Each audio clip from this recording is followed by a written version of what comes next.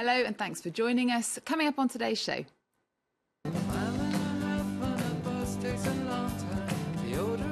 20 years ago, Belle and Sebastian stormed the indie pop scene with their debut album Tiger Milk. Ever since, they've been championing the virtues of old-fashioned pop, crafting tunes that balance heartbreak and hope. Echoing a trio of their releases from the 90s, their latest project is called How to Solve Our Human Problems, a series of 3 5-song EPs they've put out monthly since December. Singer and band founder Stuart Murdoch is here.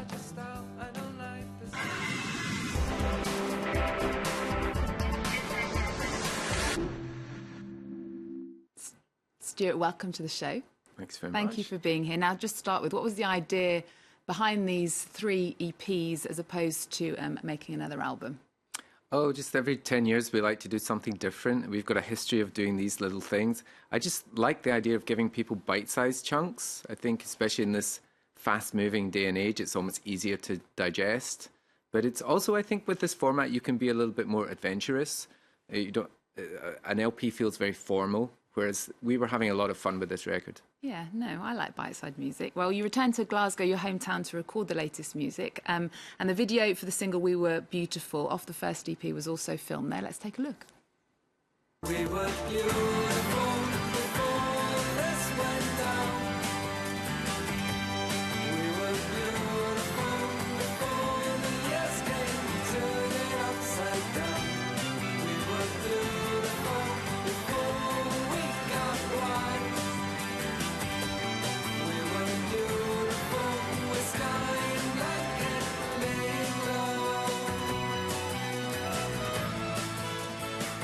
I'm hanging on to Now, Stuart, what was it like returning back to your roots, and what is it about Glasgow that inspires you musically? Well, it just happens to be the city where we live. I love cities. I think if I lived in Paris or New York, I would write about those cities. But Glasgow's a good size. It feels like almost feels like a village, even though it's an old industrial city. It feels like you can get to know pretty much just about everyone. Also, you can walk across it in a few hours, and then you get into the Highlands really fast as well, which is nice, up into the mountains. So it's just an inspirational place to live. And a year ago, you invited fans from all over to London to a studio, and you took photos of them and you asked them the question, how do we solve our human problems? The photos were made into the EP cover. Tell us about the idea behind this. Well, the idea for the name came first, How to Solve Our Human Problems, which is actually a Buddhist book that I've been reading, and I study Buddhism and I go to a lot of classes, and so it seems like quite a naive title, but it's a very interesting philosophy, and I just thought I would borrow that title. And it's not like we're coming up with any great life answers but I urge people to read the book if they feel anxious or fearful. What sort of things does it say then about solving our human problems? It's just really, I think one of the big things is to accept what's going on around you. I think people get very angry and frustrated about what's happening in the world these days, but really, how much can you do about that? How much can you really help apart from voting for a government? After that, people need to learn to relax, and they need to learn to maybe do what they can around about them and just accept that the world's a little bit crazy, but not to get crazy themselves.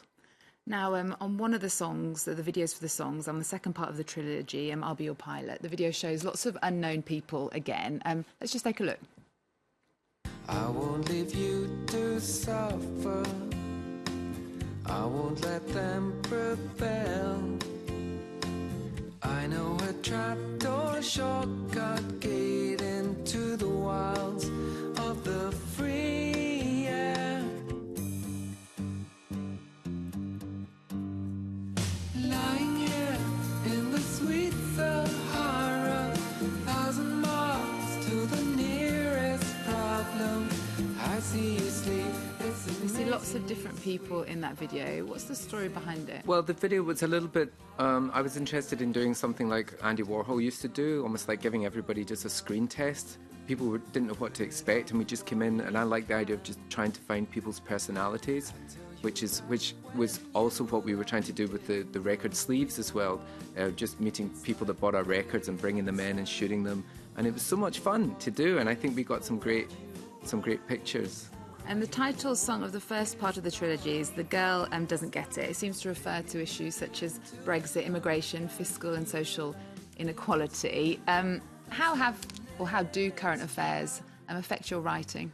I think that song's probably as political as we get. That song was kind of inspired by, there was a picture of a girl who was standing with the English Defence League, which is a kind of almost like a fascist organisation, and this girl who was of Arabic sort of background, she was just standing and they were yelling at her, and there's a famous picture in The Guardian, and so the song was inspired by her because she had a real grace about her, and she had a calm about her, and whereas the other guys were furious. So, but in the early days, though, you did write more idealised, nostalgic music, but you do seem to be or feel the need to write more about the everyday world and what's going on now. Is that something that happens with age? I think maybe we've gone back in the other direction. I'm trying to get inside our idealized bubble again, and I don't mean to say, it doesn't mean to say that you should be a doormat and run away from the world, but I think sometimes there's great consolation in music. I've always gotten consolation from music, and I like to think that people could listen to us and feel a little bit calmer. I want to talk about your early days. Your name, Belle and Sebastian, actually comes from a French television series from the 60s. That must seem like an awful long time ago now. Does it still feel relevant? Tell us about that choice. It was relevant to me. They were always showing that show when I was a kid in the 70s, and it seemed otherworldly. It was exotic to us, because I never went to France.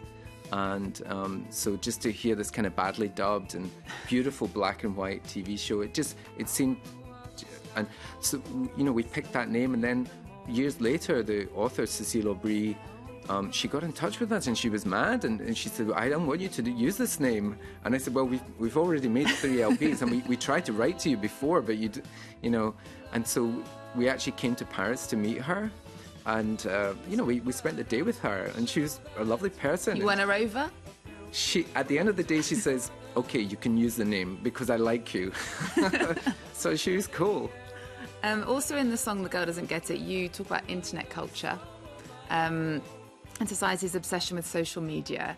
And obviously you've lived that whole change and the growth of all of that. How has that affected you as a band and the music industry? Yeah, well, the funny thing is it seems weird now because we seem like old people now, our group, compared to what's happening.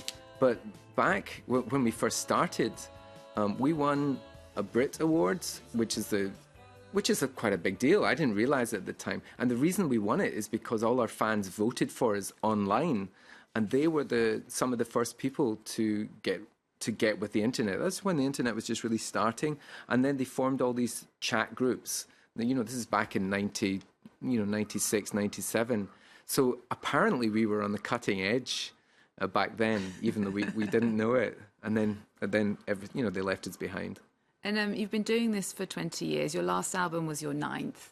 But there is so much music out there. Do you feel as a veteran band it's harder to get attention? Is that one of the reasons you're putting out your music like this? I thought you were going to ask me, there's so much music out there. Why do you feel that you have to keep adding to the problem? Just keep making music. We're very comfortable within ourselves. We feel very lucky that our record company still asks us to make music, and we've never enjoyed making music so much. So it's a very relaxed thing. We don't have anything to prove. It's not like we're trying to get hit records anymore. So it's great. And when the band first started, you wouldn't give interviews, you wouldn't have your photo taken. So what changed? That's a good question. I think it was a kind of weird thing. We sort of tumbled together. We weren't really a group. A lot of groups, they work for years and suddenly, they make it and they really bond together. We actually only came together 4 weeks before we made our first record, and then suddenly everybody wanted a piece of us. Half of the band didn't even know they wanted to be in the band. So it was a very fragile and delicate thing, but also a very precious thing. I thought that we had something good. And, every time there was an intrusion by the press, it would make things very difficult in the band. So for 5 or 6 years, we just buried our heads and made music. And you've also talked about and come out and talked about some very personal things. On your last album, Girls in Peacetime Want to Dance, you sing about your chronic fatigue syndrome, especially in the song Nobody's Empire. What made you want to talk about it and tackle it in your work? Just practically because I had a relapse around that time, and then it made me think about 20 years before when I first got sick. But that was, sometimes good things can come from unfortunate events. And the band, I started to write music because I got sick, and so it was a very poignant period for me. And so I tried to put it all in a nutshell in that one song. So what's next for you now? Lots of touring. We have a few things up our sleeves. We might do a ballet, and we might do this tour on a boat.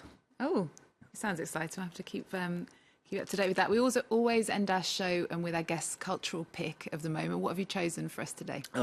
Well, because I've got 2 little kids, so I don't get out very much. So my wife and I managed to see a film the other day, which was amazing. And we saw The Post, the Spielberg film by the Washington Post. The reason we wanted to see it, All the President's Men from the 70s is one of my favourite films about the Watergate scandal.